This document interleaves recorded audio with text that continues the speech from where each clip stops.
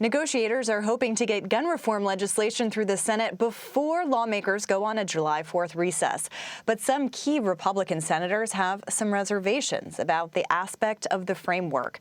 The lead Republican negotiator is Senator John Cornyn, and he says that some of the provisions could be dropped if lawmakers remain at a standstill. He said details on red flag laws and the so-called boyfriend loophole are raising problems. Senator Cornyn left talks early on Thursday saying, quote, "I don't know what they have in mind, but I'm through talking."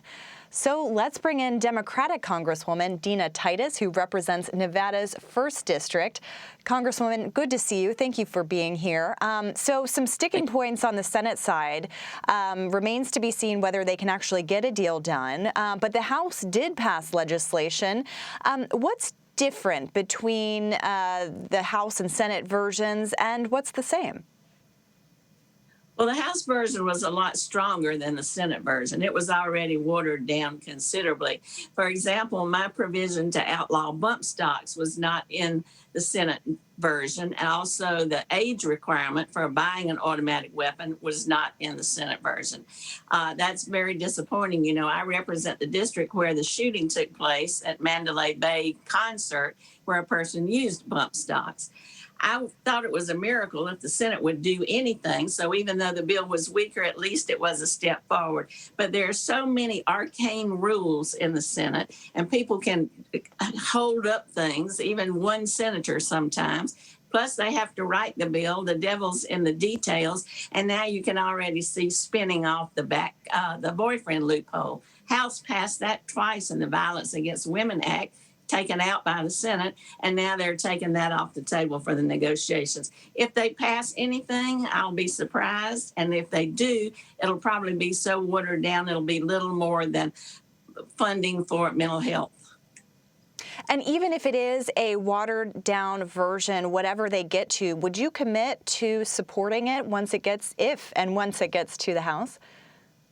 Well, when it comes back to the House, there will be those in the progressive movement who say it's not enough. And I certainly agree with that. But you got to start somewhere. This is all we can get. If it's just a baby step, well, that's better than nothing. The public, though, wants more done. Look at public opinion. They are not satisfied with just the little amount the Senate's talking about. Another piece of legislation that you're a co-sponsor of on the House side is this excise tax on assault weapons. Can you kind of explain how exactly that would work, and do you think that stands any chance of passage?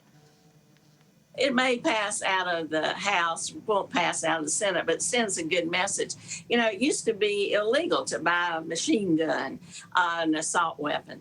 That ended some 10 or so years ago.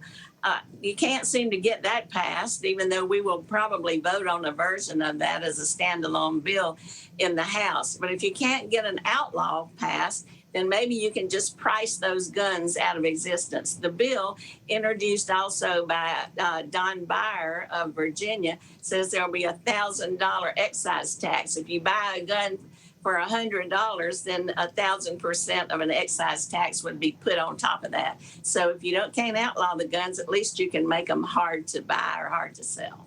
And Congressman, you've been working on this issue for a while. You mentioned you represent the district where we saw that mass shooting in Las Vegas. Do you feel, talking to your Republican colleagues, that there has been any sort of shift in feeling towards gun legislation? Well, we got a few votes on the House side, 5 members. Most of those weren't running for re-election. I believe it was about 13 or so voted on the provision concerning bump stocks, and it got more Republican votes than any other provision. Now, usually, though, all we do is thoughts and prayers. We have a moment of silence, and then the issue goes away. People forget about it until the next shooting occurs. But we've had so many shootings recently that it's hard to ignore, whether it's a grocery store or a church or a concert. They come almost on a daily basis. So the public is beginning to be more demanding, and maybe they in turn can put pressure on the Republicans. But so far, those in the House have been pretty strong about opposing anything that goes against what the NRA wants. And I want to switch gears a little bit just because we have been covering this January 6th Select Committee, these hearings, and we heard today from those close to Mike Pence and also from a very conservative constitutional lawyer. I'm curious about, have you been watching these hearings and what are your thoughts watching your colleagues on that committee? Well, I'm most impressed by it, and I supported having that bipartisan committee like we did after 9/11.